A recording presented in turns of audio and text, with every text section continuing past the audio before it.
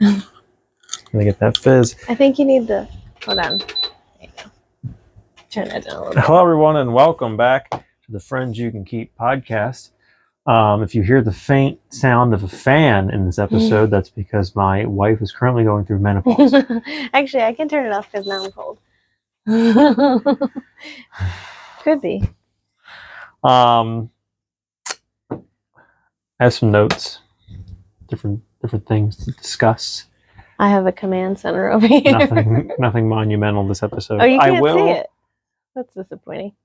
I'm actually not even going to address that because that's 2 episodes ago. Getting used to being a little ahead of ourselves here. First up, we have a bit of a movie roundup, I guess you could call it, because we've watched a couple of movies now that I don't think we've talked about on the show. We've watched 1, 2, 3, 4 together, and 1 I've watched by myself. So far. Okay. I couldn't remember. I was thinking in the theater. Well, we saw Superman. We definitely didn't talk about that on here because that was during the summer when we weren't recording. And I saw Fantastic Four and loved it. Follow me on Letterboxd. What the heck is that? If you don't already. Is it like Goodreads but for movies? I think so. Oh, okay. I think that's the best description of it. That's why I've never heard of it. But I saw Fantastic Four, loved it. Saw Superman, loved it. Did we see anything else in theaters recently? Hamilton, but... Oh, yeah. I was like, there was something else. Yeah, we saw Hamilton. For some reason, I was thinking I saw a movie...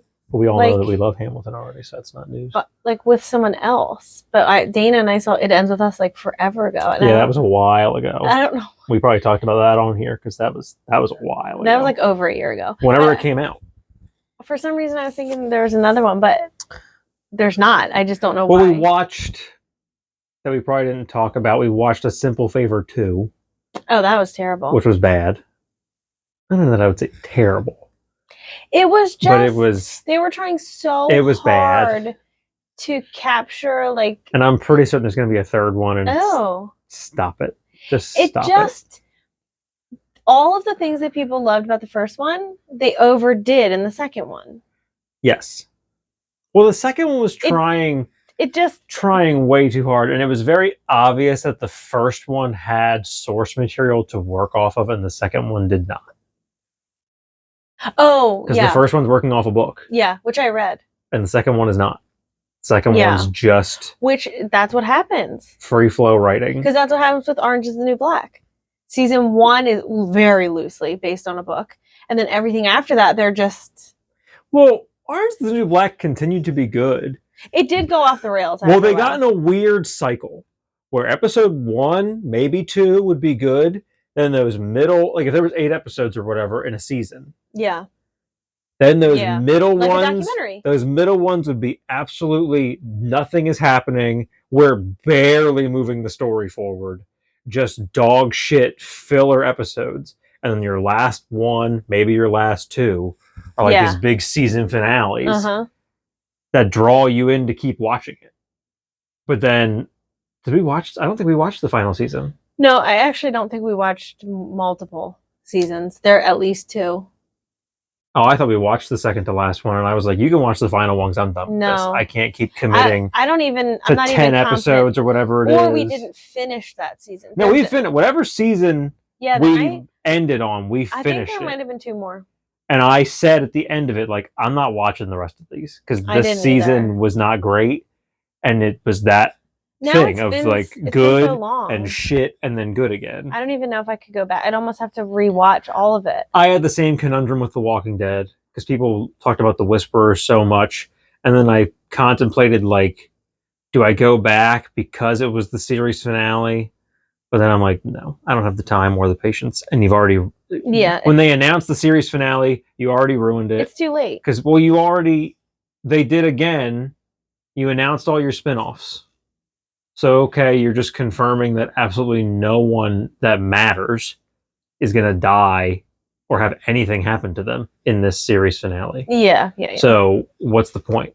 Sorry, You once again just did what AMC did best with that show and fucking ruined it for other shows that no one is probably watching. Yeah. They just thought like, oh, no one will notice that. Oh, everybody noticed. Everybody noticed. It was really disappointing. But Emmett has joined the chat. On to the task at hand. We watched. Let's see if I can go in order here. We watched Happy Gilmore 2. Well, I went to bed and didn't finish it. But you watched most of it. A little more than half, I would say. I think all you missed was like the final. It was golf game. No, I didn't really. I went to bed like right as they were starting that tournament. That's what I mean. That's all you missed. Oh. Yeah. That's the end of the movie. Yeah. It was bad. The best descriptor, I forget who it was that I heard describe it. That was the most accurate. Here he comes. Yep, there he is. You go get him. See if he'll go to bed for you.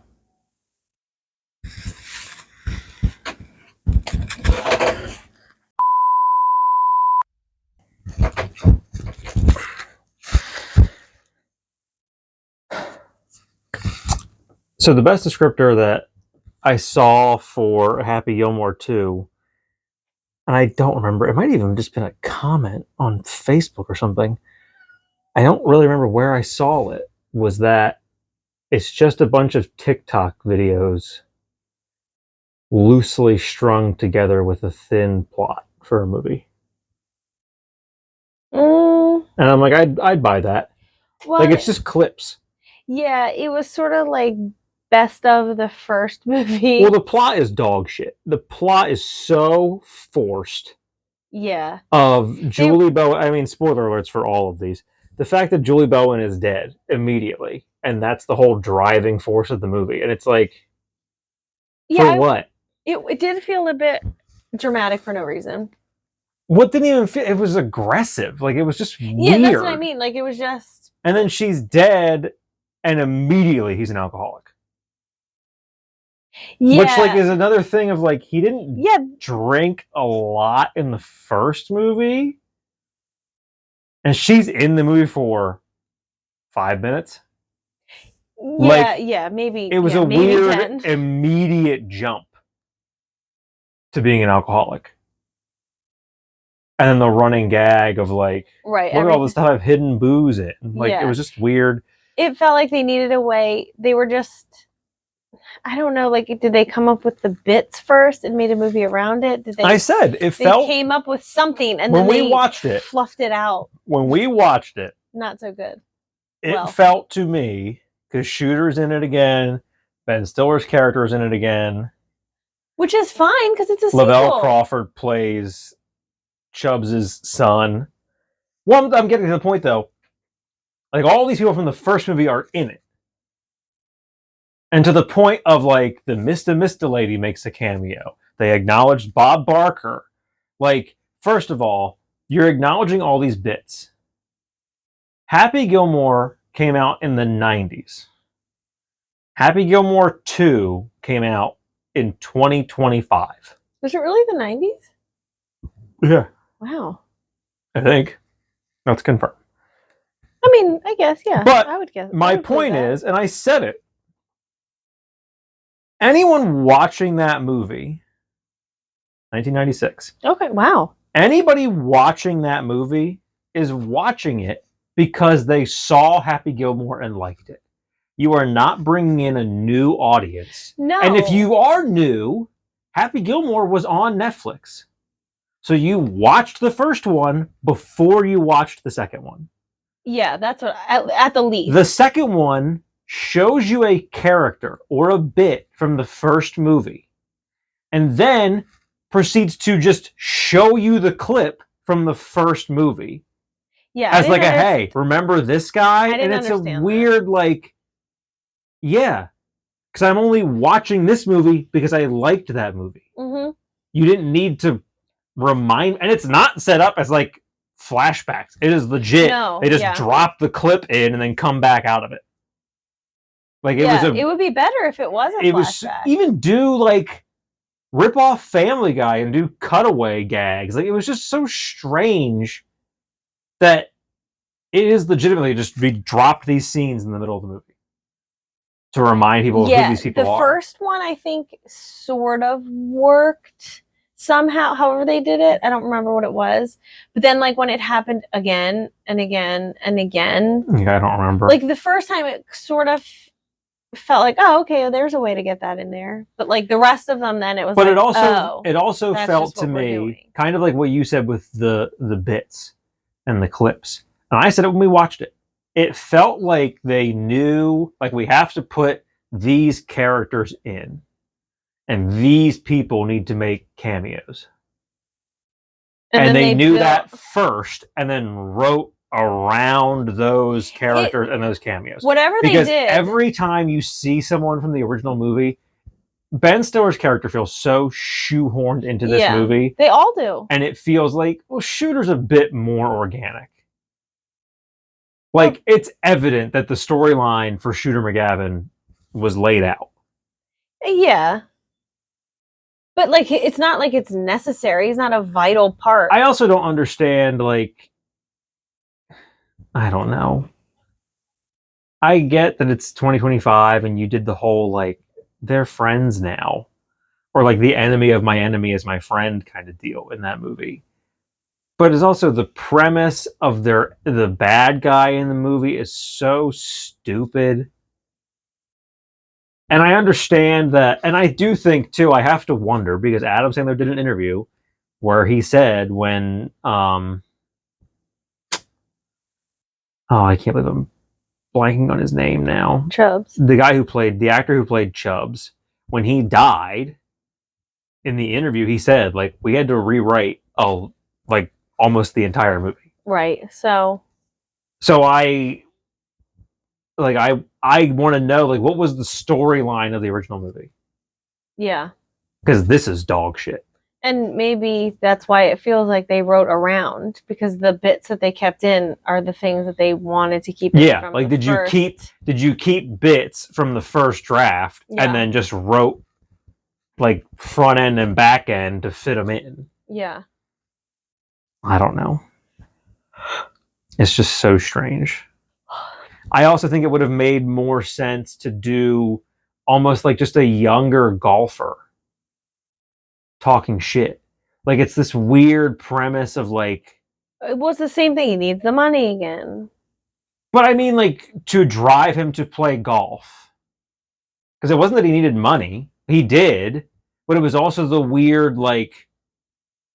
The bad guy was like, oh, we're starting an extreme golf league or whatever. Yeah. And then the plot line of, oh, they all can hit the ball like Happy Gilmore because they did research and found out that because Haley Joel Osment got in whatever accident and was like missing some vertebrae in his back that allowed him to like twist all the fucking way around and then springboard back out.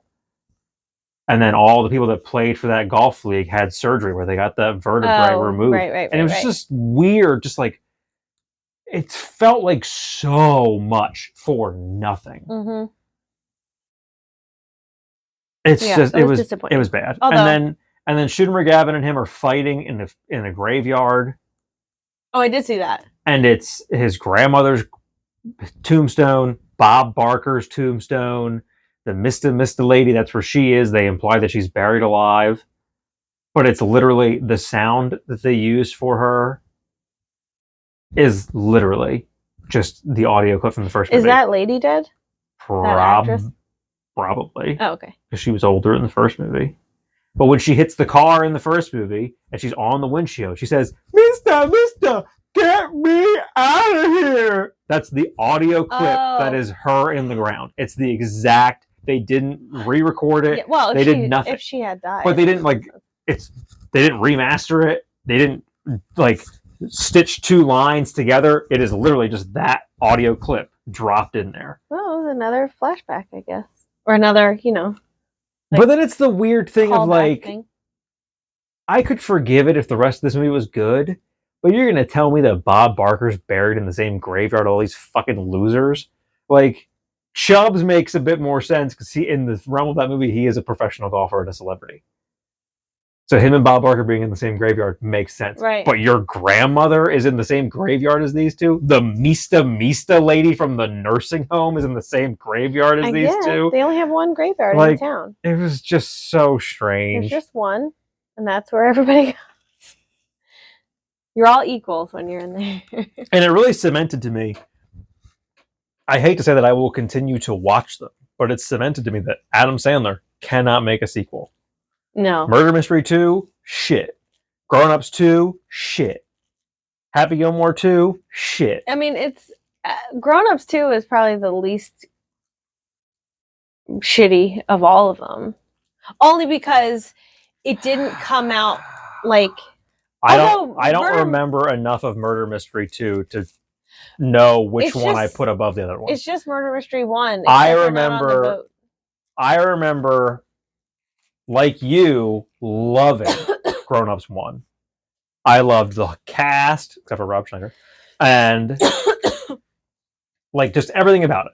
I loved Grown Ups 1. So funny. And then Grown Ups 2 came out, and I watched it, and I'm like, God, this movie sucked. I didn't think it was... You lose me. It's the same thing with Daddy's Home. That Will Ferrell... Don't. That Will Ferrell... I didn't want to see the first one. Mark Wahlberg movie. Well, no, the first one is Daddy's Home. I didn't see the second one. The second one has Jonathan Lithgow and Mel Gibson in it. Ugh. And John Cena. Yeah, no interest. So the premise of the first Daddy's Home movie is Linda Cardellini, I think? The girl who played Velma in the live-action Scooby-Doo movies. She's in a bunch of shit. Why would that be your reference? I don't know. Because you saw that movie. No. Yes, you did. We watched it with the kids. Oh, well, I didn't watch the whole thing. The one with Sarah Michelle Gellar and what's his name? Her husband. Freddie Prinze Jr. Yeah. Matthew Lillard. Written by James Gunn. What a movie. They're fantastic movies. I don't know what you're talking about. Both of them. It was weird. They're both fantastic movies. Great for kids. Kids loved it. But it was weird. Seth Green is in the second one. And she was Hawkeye's wife in the Avengers 2 and then Endgame. I can't write. Like, I remember who that is. You would definitely... I think she was in Freaks and Geeks. If you saw her, you would know her. But anyways, she and Will Ferrell are divorced. And her new... I don't think they're married. Her new boyfriend is Mark Wahlberg. Oh. And then the end of the movie, the reason John Cena is in the second one is because maybe Mark Wahlberg's ex-wife? I think his kids... Yeah, because the premise of Daddy's Home is like Linda Cardellini and Will Ferrell have children. They are now divorced. So their stepdad is Mark Wahlberg. Okay. The end of the first movie, I'm pretty sure, is set up that Mark Wahlberg's kids from his first marriage, their stepdad is John Cena. Oh, okay. Which was hilarious to me because that came out like after I think John Cena did his Transformers movies, and I used to make the joke of like, so it's now confirmed that Mark Wahlberg will make a movie, and then a couple of years later, John Cena is going to do basically the same movie. Because that was their career path for a while. And I'm like, now they've merged. It's like, you're both from Massachusetts. I get it, but come on. But one of them is from Boston, and one of them is not. One of them's from Boston, and one of them is from West Newbury. I don't know where that is. Is it near Harvard? I have no idea. Because he doesn't have... Well, maybe he did. Like, he could have trained the accent out of him. Yeah, I don't know. Versus, like, Mark Wahlberg has a very distinct Boston accent. What? Huh? What? Who? What? West Newbury, Massachusetts. How far are you from Boston?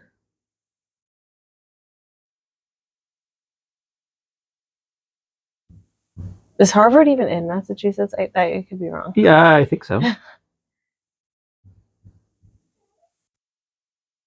Okay.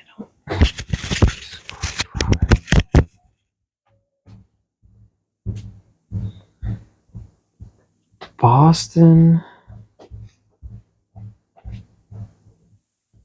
Oh, it's like 45 minutes.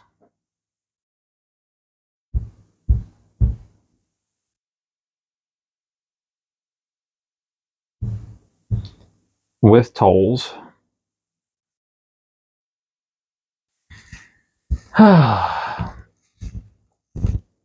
Apologies, folks. Our youngest is refusing to go to bed. He's got one more strike, and we're not doing this episode because I'm not just going to keep stopping for this nonsense. So, what's my timer at?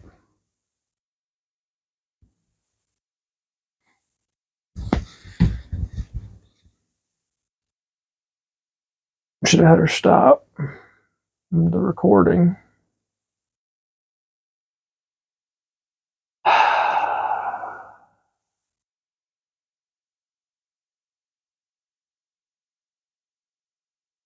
I would have known he was awake. I would have even fucking started recording.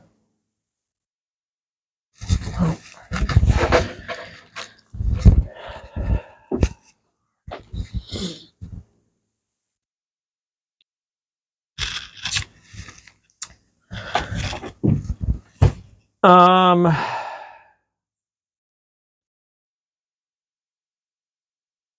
I don't know. Happy Gilmore 2 sucked.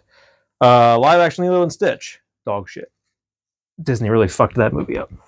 It just... I only watched half of it. It was bad. They changed everything. They changed a lot right from the jump, and then I was confused. They added characters, took characters out. They changed everything in that movie. I feel like they didn't need to. No. There was nothing in that movie that needed to be different. And I kept wondering, like I had notes written down. The one that makes the least sense to me.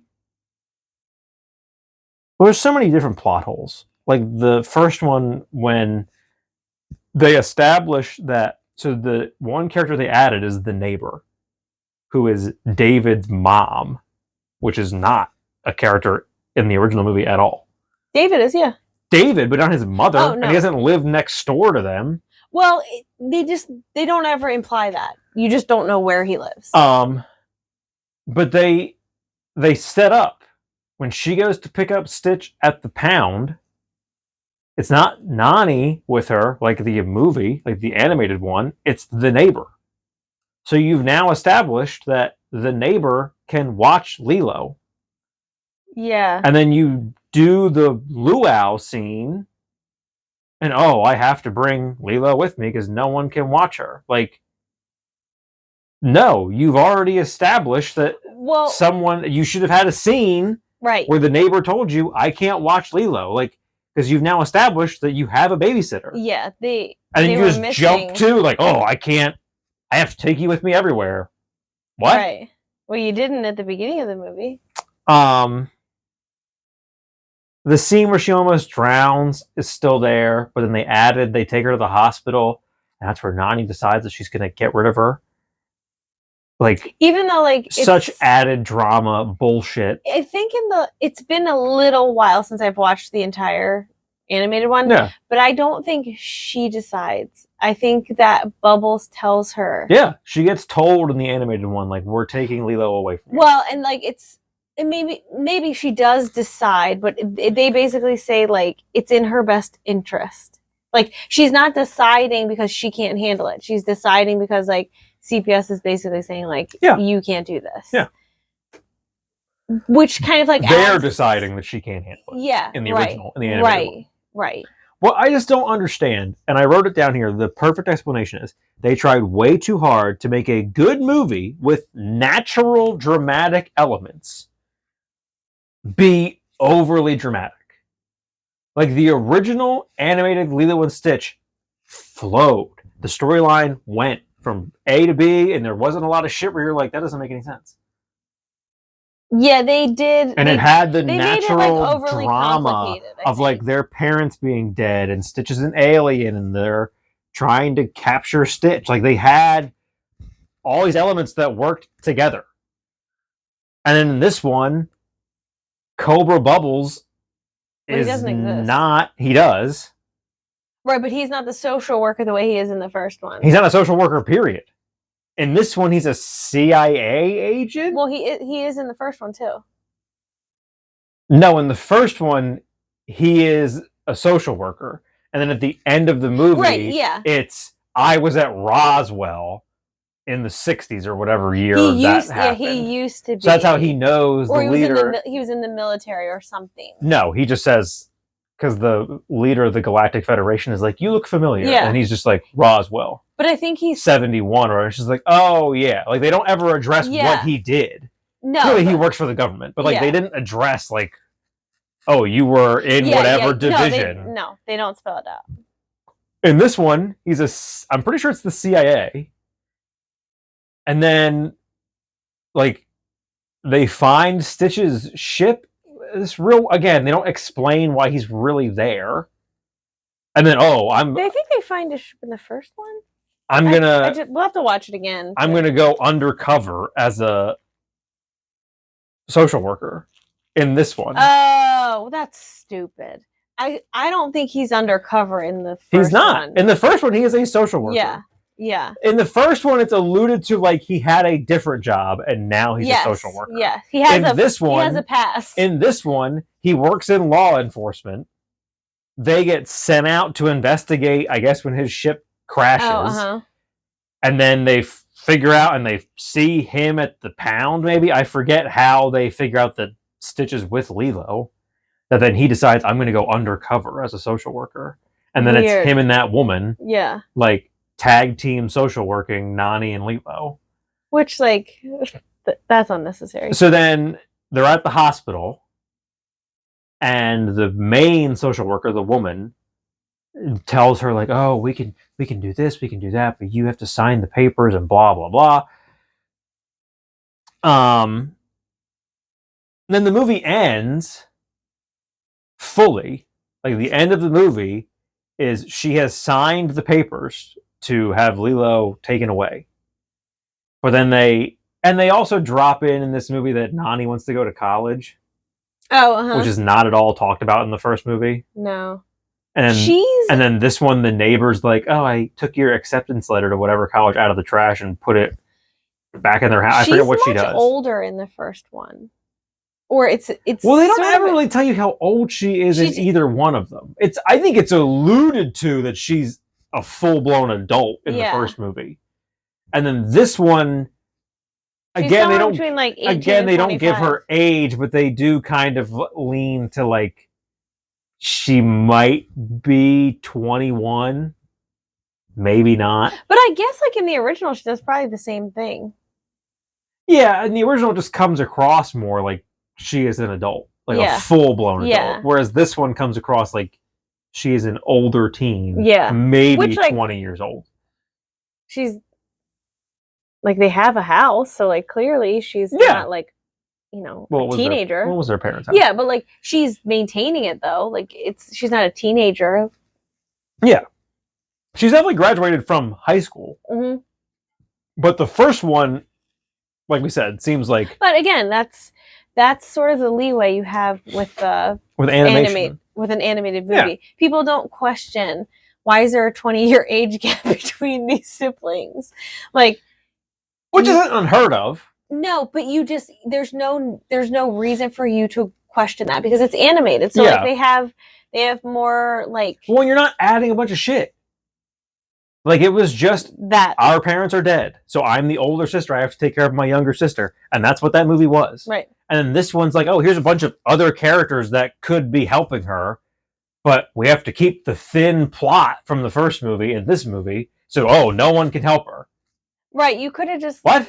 Yeah, and they messed up the whole beginning. What turned me off was immediately when she's like, like when I watched Aladdin. When she's late that was a full-blown change. Yes. Like, it wasn't just a scene that like didn't exist in the first one. Yeah. But it was like that scene where she's running to her luau dance practice or whatever it is, or it's a recital in this one. But in the live action one, it is the full-blown recital. It's a practice. In the animated one, it's the rehearsal.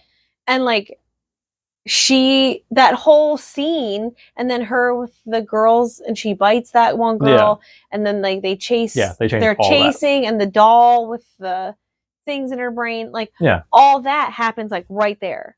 But in this one, it happens like they changed all of it in the live action one. It's like pieced out through a bunch of scenes, and it's like I was so confused. I'm like, well, now when they have the fight scene between the two sisters, and everybody on the internet addressed that in the animated one, Nani screams at her to go to her room, and in this one, she's screaming on mute. I think is what people said, because it's awful. It's like barely.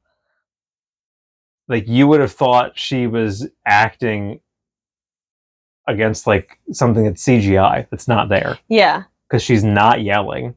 It's almost this tone of voice. Mm-hmm. Like, it was bad. My biggest gripe, so Pleakley in the original is like, comes across as lacking common sense. Very book smart. Is that the one-eyed guy? Yes, but not street smart. In this one, he's a fucking idiot. In this one, he's supposed to be a scientist. In this movie, he might as well be one of the Three Stooges. Like, he is just a bumbling moron. Which, like, with like these spurts of being intelligent, but it's just mostly like trying so desperately to make him comic relief. But in the animated, he is. But you also have he's obsessed with mosquitoes. But you also have in the animated one, Jumba is very different. In this movie, it's Zach Galifianakis, which I don't mind, playing Jumba. But they make him a fucking psychopath. Yeah. Because they get rid of Gantu, I think. It's the character voiced by Ving Rhames. No. Oh, they get rid of the shark? Isn't Ving Rhames Mr. Bubbles? I think so, yeah. Who does the voice of Bubbles? Cobra Bubbles? But yeah, the like shark-looking guy from the Galactic Federation is not a character in this movie. He does not exist in this movie. Oh. In live action at all. And they replaced him with Jumba. So Jumba is the full-blown villain of this movie. And I'm like, that's fucking dumb. Because you know what people loved in the original movie? The dynamic of Pleakley and Jumba.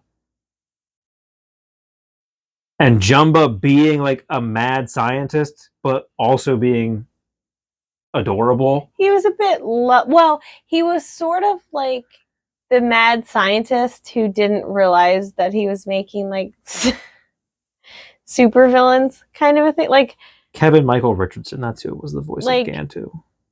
The voice of original Jumba was also the voice of Cogsworth in Beauty and the Beast. Oh, that's fun. David Ogden Stiers. But yeah, it was so bad. And I heard good things about live action Lilo and Stitch. Like, I was optimistic about it. I was excited just because I loved that movie. Yeah. And I thought... I liked the original too. I knew they were going to change certain things, which is fine. And they had someone different cover Burning Love in the closing credits. Oh, it was just bad. And it's not... just really bad. It's not terrible, but it's not near as good as the Judds. Wynonna, how do you pronounce her name? Winona? I think it's Winona. I think she pronounces it Wynonna Judd, but it's not Winona Ryder. It's Winona Ryder. Like, are they spelled the same? Yeah, I'm pretty sure. Well, they could be from different areas. 100% they are. So that's probably why. What else did we watch? I watched Sinners, which you have yet to watch. Yeah, so don't. I'm not going to say anything. Well, what we're doing, the next 3 movies we're going to discuss, we are now... I kind of decided for us, but you didn't have a objection to it. Was we're going to go back and forth now when we watch a movie. I picked the first one. Well, we're doing Halloween movies. Well, I think moving forward, even when we're out of Halloween territory, it'll go from Halloween to our one solo Thanksgiving movie, and then into Christmas. No, there's 2 Thanksgiving movies. What's the other one? Fantastic Mr. Fox and Planes, Trains, and Automobiles. I forgot about Fantastic Mr. Fox. There's got to be more. I'm sure we can find more because that can just be fall movies. Yeah, I just think. I mean, the real question is when are you supposed to watch When Harry Met Sally? Because there's a ton of... They do all the holidays in that movie. Well, then you just pick one. I think the fall. Do you watch it? Well, it ends on New Year's Eve. But I think... So do you watch it New Year's Eve? I think most when most people talk about that movie, it's in the fall. When do you watch White Christmas? Because most of that movie does not take place at Christmas. I don't think any of that movie takes place at Christmas. The opening scene is Christmas. And the end? No. When they do the special at the end, that's not Christmas time? No, I don't think so. I thought it was. No, I don't think it is. I'm pretty sure that movie is supposed to be a year. Oh, then maybe. I think. Feels like it. I love it. I like it too, but it is a very long movie. It's also which is funny to me that movies used to be long, and now people complain like, "Oh, movies are so long now," and I'm like, Singing in the Rain is a long fucking movie. Well, I think Casablanca was a long fucking movie. I think the problem... Gone with the Wind. Gone with the Wind is a long... Sound of Music. These are all long fucking movies. Our issue with White Christmas was we went into it... Because I had never watched it growing up. So I thought it was a full-blown Christmas movie. I went into it expecting a full-blown Christmas movie, and there is, like, barely anything Christmas related in that movie, and I'm like, why am I watching this in December? Half this movie is in the summer. It was just very odd. But then we watched it at Christmas time one year, and then I watched it again, I think outside of Christmas, because I was like, I really want to watch it again. We also tried to watch, what was the other one? Oh, something Bing Crosby. Something hotel. No, something Inn. The Holiday Inn. Yeah, it was. That's what it's called. It wasn't, and it's bad. A lot of blackface in that movie. Oh yeah, a lot of blackface in that movie. Yeah. I think we may have gotten through it. We may have been watching it when the kids were awake. The Holiday Inn. Yeah, because like obviously they're not inappropriate. But I think we got through it, but it was also. No, I don't think we did. No, we did. I think it was on till the end. We might not have paid attention to all of it. I probably left again because the kids were... We probably didn't pay attention to all of it because I remember... The kids didn't want to watch it. I remember very early on being like, I'm already not at all interested in this movie. It did nothing to hook you in. Every time I would watch White Christmas, or like White Christmas would be like pushed, like, oh, you should watch this. Yeah. That one would be with it. Yes, because that was the original. Holiday Inn came first. Well, right, not the original. It was just... Well, the original of the Bing Crosby Christmas movies. Yeah. Because the songs that was the other thing with White Christmas, is all these Bing Crosby Christmas songs, and none of them are in... White Christmas. White Christmas is the only one in White Christmas. It's the only Christmas song, period. Unless you call Snow. The Snow is a Christmas song. It's on Stephanie Farland's Christmas album. But... So is What Are You Doing New Year's Eve, which isn't a Christmas song, so... I think we're playing fast and loose with Christmas. Are you going to say Let It Snow is a Christmas song? Yes. When else do you listen to that song? Christmas time. Right, but it's not a Christmas song. So what is it? A winter song? Yeah. Okay. It's just a weird, like... You don't listen to it in wintertime, though. You listen to it at Christmas time. I like to listen to it in wintertime. You listen to it at Christmas time. That's because the radio stops playing it. Anyways. Holiday Inn is where every other Bing Crosby Christmas song exists. Right, you just have to get through the blackface. We have to get through the plot. Because the opening... Just listen to the album. Like, nothing. Honestly. Nothing draws you into the Holiday Inn. No. I don't know why. And the movie description sounds like, yeah, I want to watch that. Yeah, I don't remember the description. Because I remember it being... Because I may have even said, like, oh, we should watch this. Because I would see it. Well, I got immediately confused because it's some shit with, like... Once again, they're all performers. And, like, the girl is dating... What the fuck?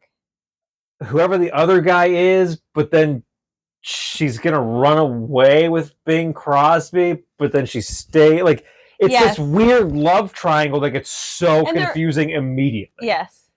Yes. Scene one, I'm like, I don't know who...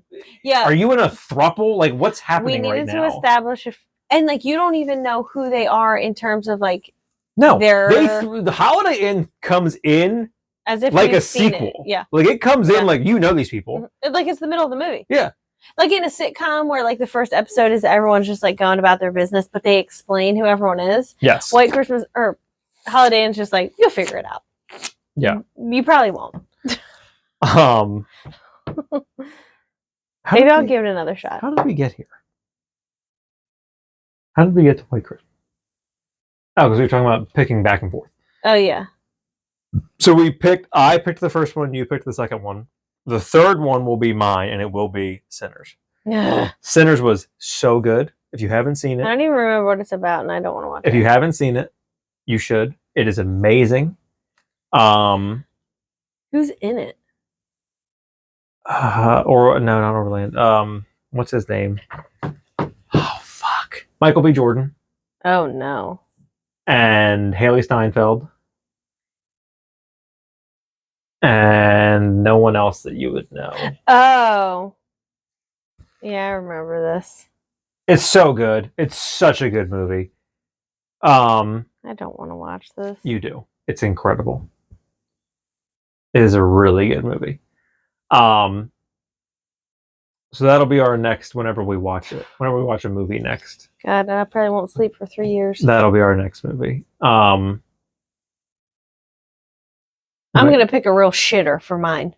He already did. Just a real. No. He already did, and we'll discuss that when we come back. We're gonna take a break because I need to get a water, and this is almost out of time anyway. So, see you on the other side. I can't believe you didn't like it.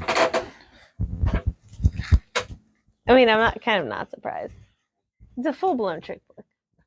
It's a full-blown dumpster fire.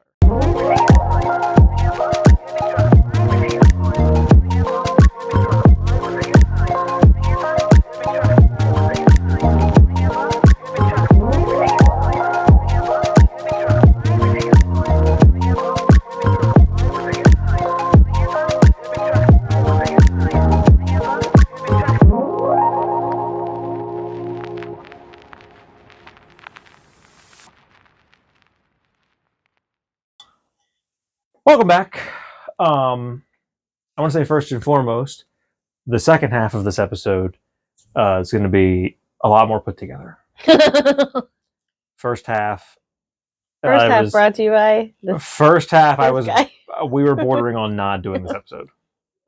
He was on strike 2 of getting out of bed, and if strike 3 would have happened, this would have been canceled because he just couldn't get if you can't tell, I don't know how I'm going to edit it. But if you can't tell, the entire vibe in the first half of this video is dog shit. Completely ruined.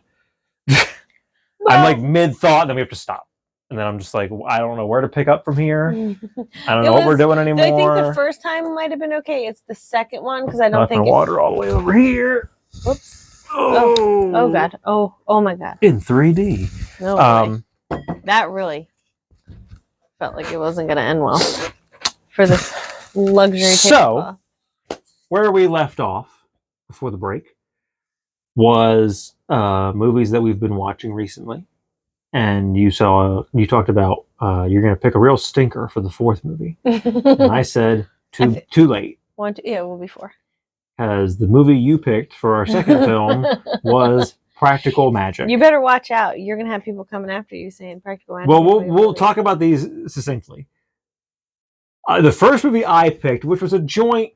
I did want to watch it. I picked it. You agreed to it. Yeah. We both did want to see it. Yeah. Was the new movie Friendship.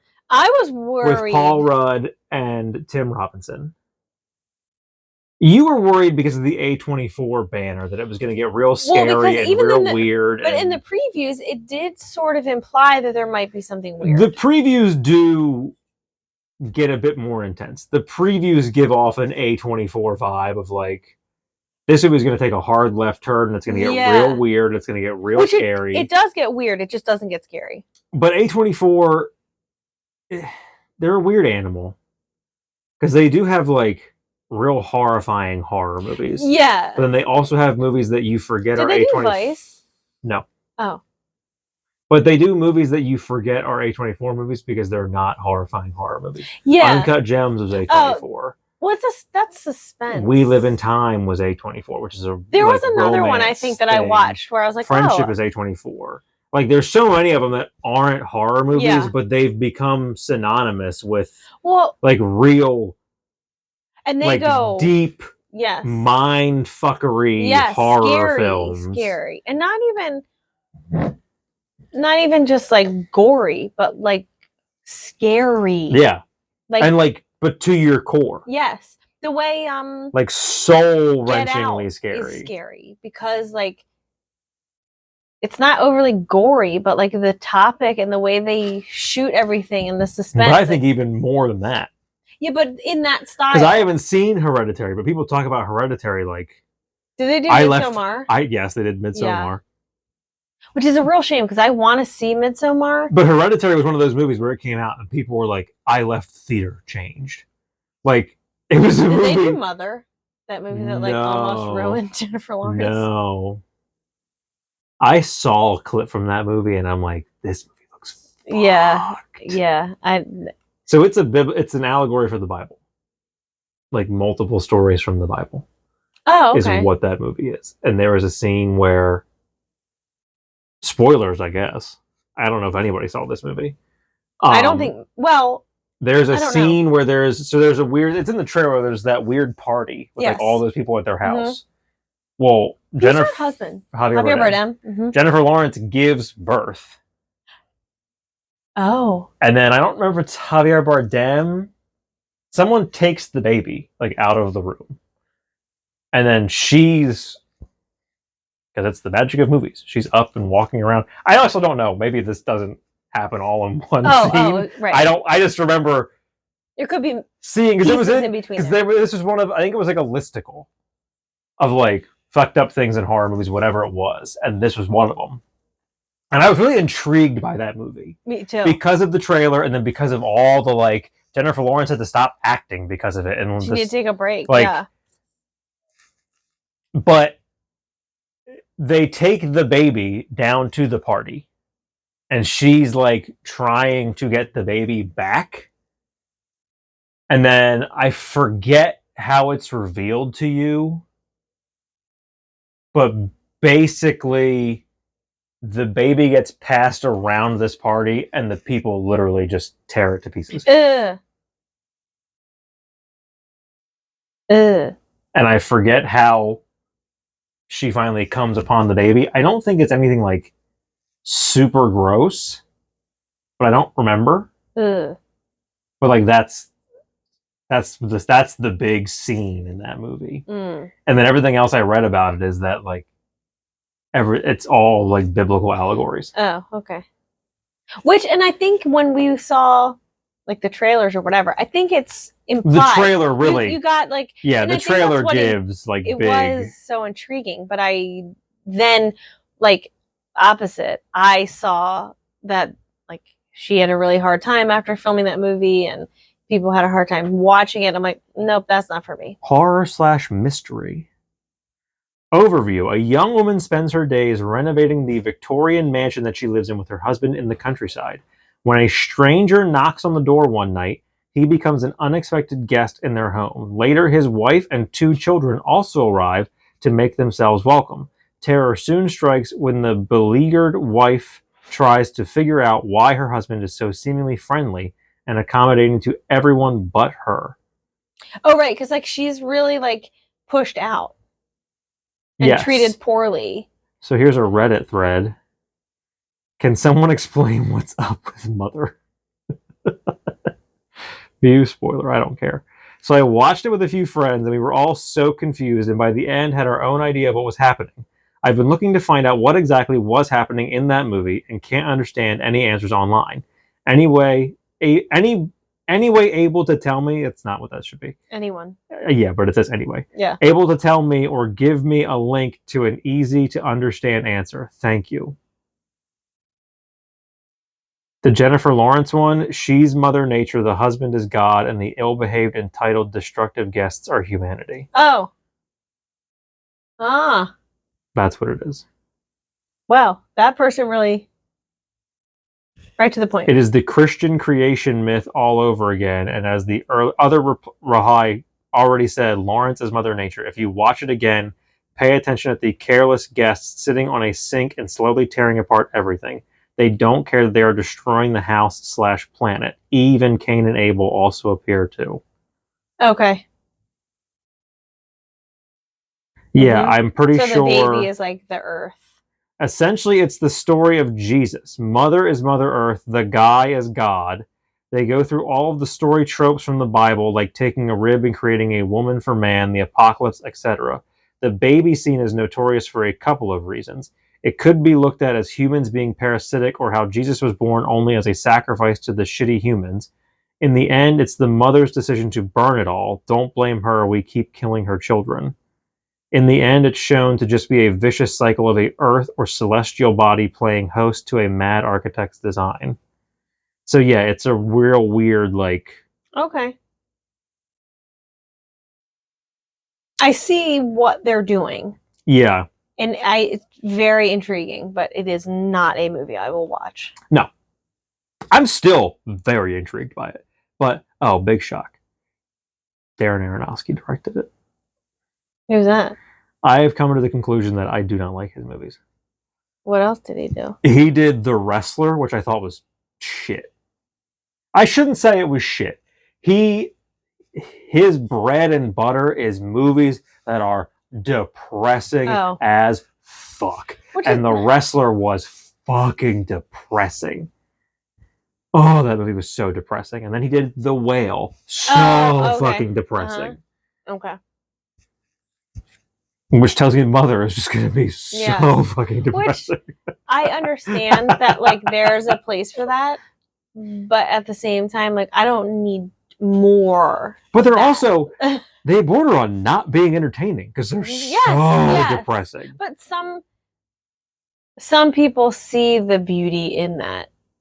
You know? Like the names in this movie are literally Jennifer Lawrence's name is Mother, Javier Bardem is him, Ed Harris is man, Michelle Pfeiffer is woman. Okay. Brian Gleason is younger brother, and Domhnall Gleeson is oldest son. Oh, so they're Cain and Abel. Adam and Eve. Okay. And then, I would believe that Javier Bardem is probably supposed to be God. Yeah. Him, yeah. Yeah. And then they're literally just like, oh, Emily Hampshire. That's fun. She was Stevie in Schitt's Creek. She's in this movie. Oh. There's like nobody else I know in this movie. But, Loiterer. Hereditary looked full-blown just scary. Yeah, Hereditary looked fucked up. I did want to see Midsommar. What else has A24 done? I wanted to see Midsommar just because... I love Florence Pugh. It just looked like it had... Oh, they did Everything Everywhere All at Once. Oh, okay. You didn't see that movie. No, but... That's a very... I know it's not scary. No. Is that the... I think their criteria... Jonathan Larson? Is that his name? No, that's Tick, Tick, Boom. That's it. Everything Everywhere All at Once is the Michelle Yeoh. It's the movie that Jamie Lee Curtis won the Academy Award for, which she should not have. With the hot dog fingers. Oh. And Short Round from Ke Huy Quan, however you pronounce his name. What is it about? I don't even know how to describe it to you. It's this multiversal movie. It's the main Garfield? No. Oh, why did I think he was in that? No. The Asian girl from Maisel is in it. Oh. She's the daughter of Short Round and Michelle Yeoh. And the old man, her dad, is... I don't know what his name is. He's the old Asian man in everything you've ever seen an old Asian man in. For some reason, the only thing that ever comes up to my mind is Balls of Fury, which feels so insulting. He's the voice of Poe's dad in Kung Fu Panda. I think I can picture him. James Hong. Oh. Yeah. Okay. Yeah. Mm-hmm. Have you ever seen a movie with an older Asian guy in it? It's James Hong. Big Trouble in Little China. Ton of voiceover work. Family Guy. He seems like mostly. Oh. Well, these are. Oh, was he in Turning Red? Yeah. Is he the grandpa? Whoever starts their circle thing? I think so. I'm pretty certain he is. Well, he's older now. That's why he's doing a lot of voiceover stuff. Which is fine. But he's been acting forever. Like if I go to his acting credits and just very quickly scroll, 465 acting credits. Oh my god. And then maybe it's a lot of TV episodes. And then if you scroll to the bottom, oh my god, very quickly, 3 weeks, we'll get there. I'm doing 2 fingers, and this is still taking forever. His first acting role, Jesus Christ. I'm not going to count this because it's a show. Well, I guess you could. No, we're going to say this. Dragonfly Squadron, 1953. Holy shit. I was kind of thinking like maybe the 60s. 1953. Man. And then he has just been... He's just been pumping acting ever since. Wild. When that movie won Best Picture, he made a fantastic speech. The Smashing Machine, which is coming out soon, and I'm very mixed feelings about whether it's going to be good or not, just because of the fact that it's an A24 movie. Yeah, like that's the thing. Like you just don't like. Their movies tend to be horrifying or weird, right? And that's not. They're not bad movies, but that's not always a good thing. Well, it was not a good thing here. I tell you that. Where? Oh, Friendship. Did we ever get to what this movie was? No. I thought we did.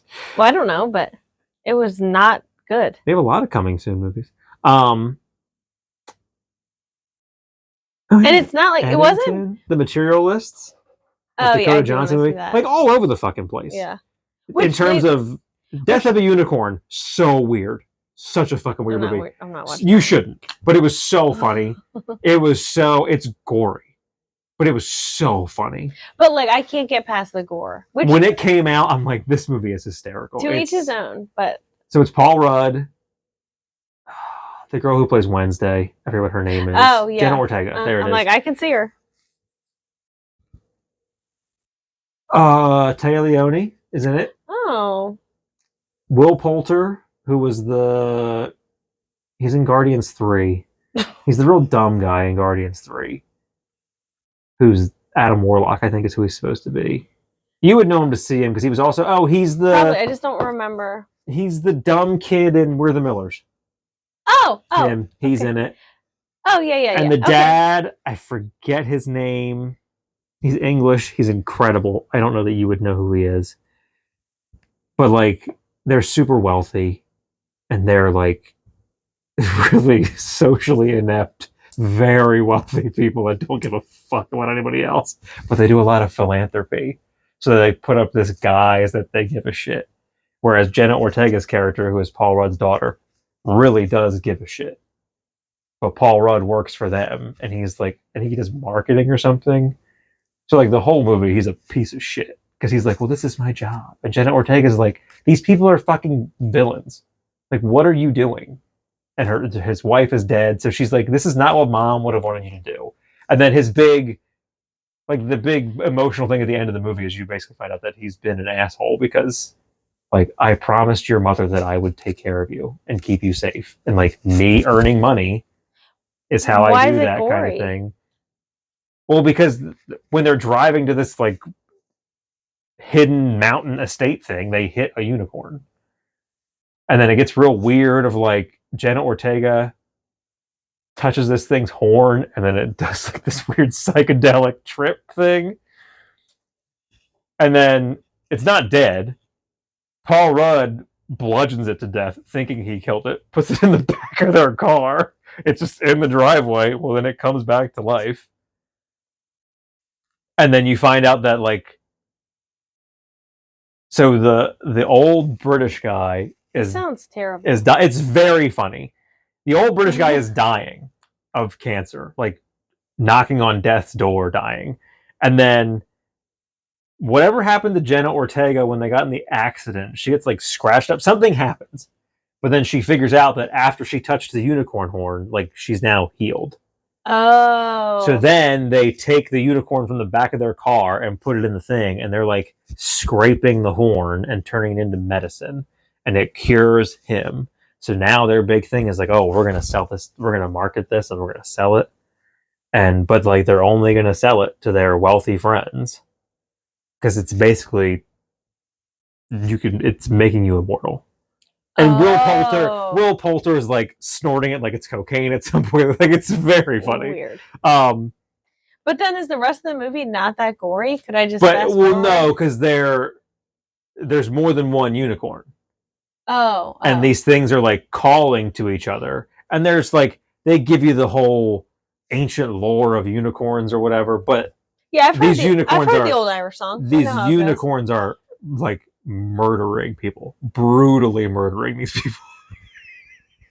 Yeah, okay. It's like I said, I don't recommend you watch it, but it was very funny, and it's a really good horror comedy. I have to look up his name. I'm not looking for a horror comedy. I have to look up his name quick. Well, and not in the sense of like, because who else? What else? Paul, like not Shaun of the Dead is also a horror comedy. Oh, right. But not like. It's not that kind of horror comedy. What is his name? Richard E. Grant. That's his name. Sure. He's been in a bunch of shit. Like, I don't know that you would know him.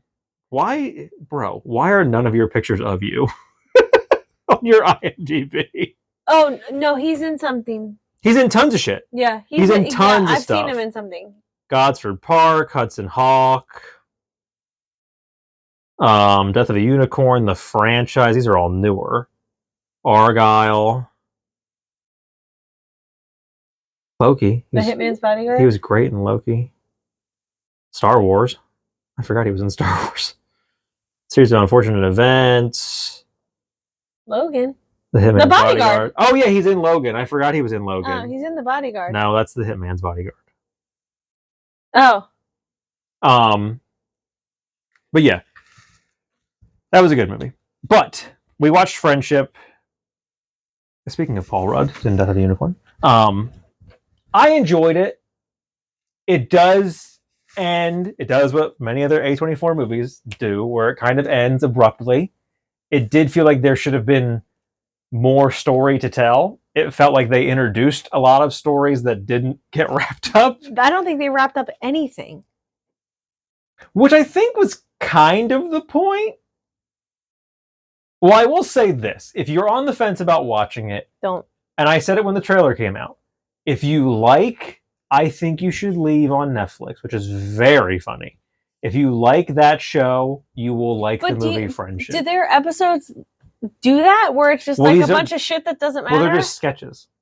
Yeah, but like, do the sketches all have no resolution? No, the sketches do, but in the sense of like, so this is a movie. So it's different than like a whatever minute sketch.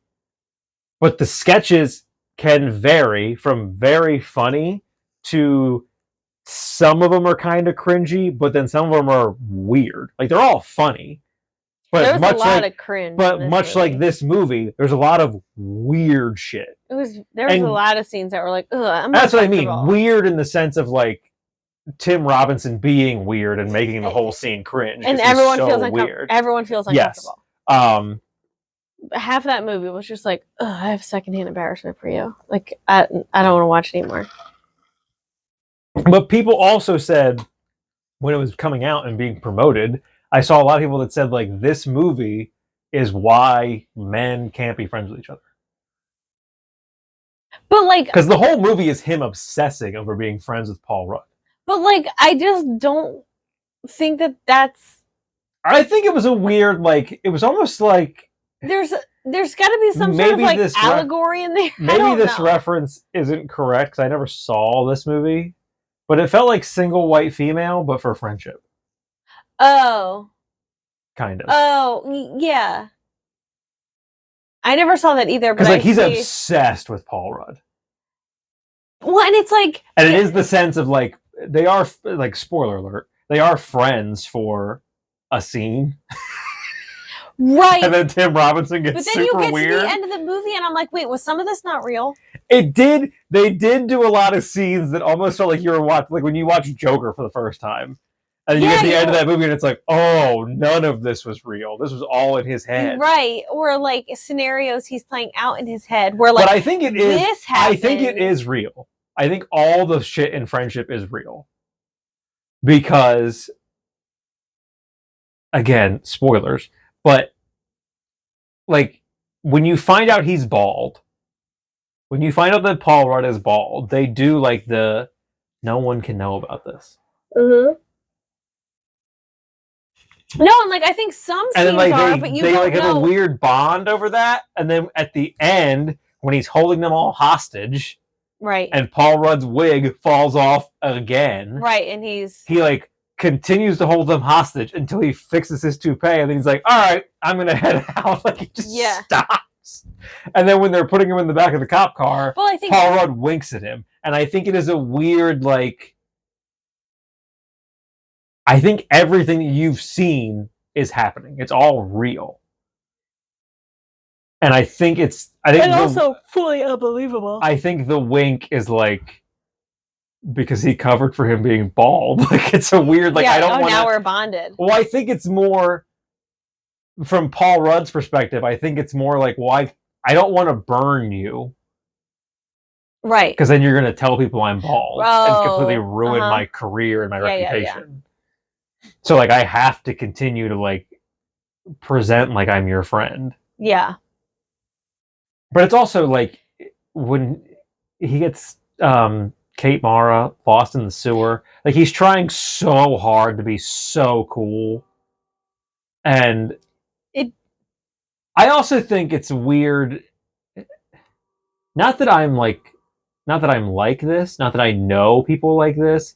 I think that movie is really different for a guy, maybe, than it is for a woman. Well, and the next movie is very different too. Practical Magic is dog shit. I've been using that phrase a lot, and I really apologize. I don't know why that's my, like, go-to. This movie, this thing was bad, but it is. Practical Magic was not a good movie. God bless Diane Wiest. She's trying her best to carry everything every scene that she's in, and she can't do it because this movie, she's not in that many scenes. Yeah, they do go away, which Sandra Bullock's trying her hardest too. Well, so is Nicole Kidman. They all are. Sure. I think it's one acting wise, they're doing their best. But the movie, it's got a weird plot. We looked it up because I had to know. This movie was written by 3 people, and when you look up the other movies they've written, it makes so much sense. Because if you have not seen Practical Magic, I will tell you now, it is like 6 different movies stapled together into one movie. It's not really 6. Oh, it's all over the fucking place. It's a horror movie, then it's a crime thriller, then it's a rom-com, then it's that's really the 3 that it then has. It's like an old Victorian witch movie. Well, then there's like that's all in the horror. Then there's these weird flat-out comedy. We dropped the romantic part. That's the No, there's always the romance is always there. Like, I don't think so. It's either there's like the rom-com, but they're all over the place. I don't remember what movies, and there's the horror. I don't remember what movies they were, but like woman, it's the 3. The woman wrote like historical period pieces. Oh yeah, or no, the one guy, because it's 2 guys and a woman, and like one of them wrote like The Curious Case of Benjamin Button. Yeah, and these other like historical kind of period piece movies. Yeah, but what long after they wrote this movie first?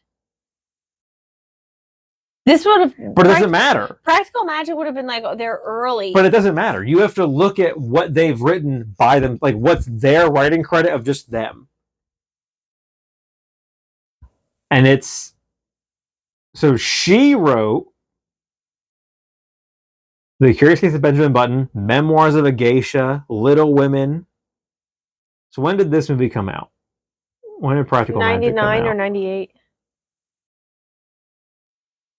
Cuba Crossing, The Magical World of Disney. She wrote 1 episode of that. Shag, The Redcoat, Little Women, The Perez Family, Matilda, and then Practical Magic.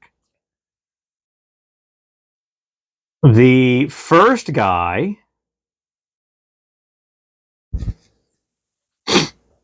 When did it come out? What? Practical Magic. 98. The first guy wrote The Couch Potato Workout, Yikes. The Client, Silent Fall, Batman Forever. The Client as in like the John Grisham? The Client with Tommy Lee Jones. And he didn't write it. John Grisham did. He just adapted the screenplay. He wrote the screenplay, but he still wrote. Yeah. He wrote the screenplay for Batman Forever, A Time to Kill. So that's the scary part. Batman and Robin, Lost in Space, and then Practical Magic. And then right after Practical Magic, A Beautiful Mind. Ooh. And then the second guy, here are writing credits. Almost You in 84, Heads in 94, French Kiss in 95. Isn't that the... Ton of shit I've never heard of. Beloved in 98, and then Practical Magic in 98. Does he have horror? Who did the horror? Is it French Kiss? What's his name? French Kiss is Kevin Kline and Meg Ryan. Oh, Meg Ryan. I thought it was Billy Crystal. No, you're thinking of When Harry Met Sally. No. I thought it was Billy Crystal in French Kiss, not Meg Ryan. Oh, no. I knew it was one of Kevin them. Kline. Because we have that compilation where it's When Harry Met Sally and French Kiss. Yes. And I couldn't figure out. What's the third one? I think there's 4. No, there's 3 movies in that bundle. Oh, I don't know. And I forget what the middle one is. They're all good movies because I bought it. Well, we never saw French Kiss. But I like When Harry Met Sally, and I like whatever him. the second one is. I know. But I don't know. Practical Magic was not good. All over the fucking I think place. there might be a second one. Or at least that's what they just keep rumoring. I don't know how you make a second one. Who else did I... Oh, God bless character actress Margaret Martindale. Carries her scenes. Just and kills it. Rachel Evan Wood. Sure. Sure. Well, but she's like a bigger... Well, not bigger, but... No movie... If you've seen Frozen, she's no a big movie name. except Matilda was ever carried by a child. No, she's not carrying it. I'm just saying that, like, actors who were in it... Like, obviously, Sandra Bullock and Nicole Kidman went on and did great things. Is she the one staring out the window? No, she's the one who has magic. She's not the little one. You're the one staring out the window and sees the dead guy. Yeah. The redhead. Yeah. Because Sandra Bullock's kids look like Nicole Kidman. No, they're the same as her and her sister. So Nicole Kidman and Sandra Bullock, it's one dark hair and one red hair. And then... I don't know. There's a couple of scenes in that movie where I'm like, I would believe a lot more that these kids are Nicole Kidman's kids. And then Sandra Bullock's kids. kid are one red hair and one dark hair. It wasn't good. I would imagine. So the second one's going to be the daughters. We're one total. We're half each. Yeah, I mean, it's because I liked Friendship. You didn't. I love Practical Magic. I did not like it at all. This is another one that's difficult. Because, like, if I watched Practical Magic for the first time as an adult in 2025, I might feel differently. But I watched Practical Magic as a teenager in the 2000s. It also is one of those movies, and not in a good way, that feels like it is on forever. It is. That movie is an hour and 45 minutes or whatever. Yeah. I don't know. I think in, like, actual movie time, that was, like, an hour and a half. And you're probably a half hour into it, and I'm like, this movie has been on for 2 hours. Because you've seen them little, you see them grow up, then you see her going to save you see her husband die, yeah. And then you look at the time, and it's been 25 minutes. Yeah. And I'm like, how? How is this possible? They do rush through, even though they don't.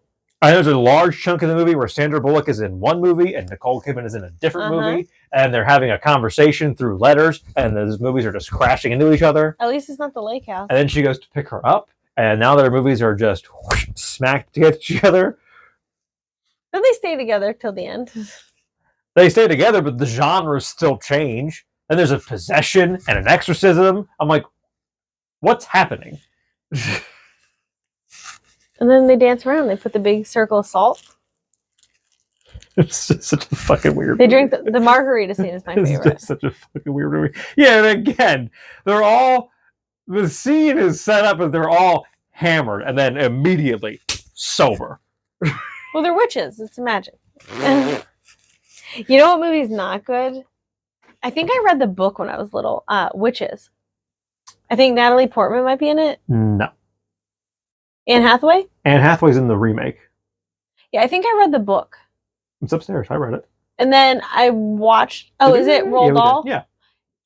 Yeah, so I definitely read the book because I read all those upstairs, except for the big fucking giant. Angelica Houston. Yeah, I don't remember. Is the main witch. I don't remember if I saw the movie. But and we watched both of them. And the remake. I did not care for the remake. And the remake is because there's like a big fat mouse, right? Yes. Yeah. I don't think I saw the movie. I remember liking both of them. They were weird. I don't remember enough to be like, oh, these were great, or they weren't bad. I remember that. I think it's a scenario where, and it's weird for kids' books to say this, but I think the book, it didn't translate well to a movie. Because I think that about the Hunger Games. I don't remember enough. Like, there's just about the source material. There's just so much in the book that just can't translate to the screen. Okay. I think. Because I remember watching the movie like, this is... Unless it was just so long since I read the book. And I remember liking them, and I read the book. It's not that they were bad. I read the book after because Tony and I were going through that. Yeah, the Roald Dahl. The collection that we have. I also forgot we were like a quarter of the way through one of them, and then just stopped. What book was it? They started. Well, you read. Did you read Big Fucking Giant? Yes, that was the first one. It was so bad. I couldn't. I read one chapter. So hard to get through. And I'm like, what is this? It was so hard to get through. Who are you trying to impress with your weird words, Roald Dahl? It was so hard to get through. And then I read... I was just mad that I didn't get to read any of Matilda. There was a different one that I stopped reading it. Oh, I forget which one it was. The one where it's like the kid's journal, or he's like writing letters or something. Or like travels. It's like, it's supposed to be like Roald Dahl as a child, like where he traveled with his dad. And it's like kind of racist. Sure. But then there's a bunch of shit, like he's writing stuff in foreign languages. Yeah. Like, I can't fucking read this. Like, this you know what's book weird sucks. Though? You liked the movie James the Giant Peach. I really liked the book when I was young. The movie freaks me out. It's so good. Such a good movie. I love James the Giant Peach. Who did it? Oh, I couldn't tell you. Because...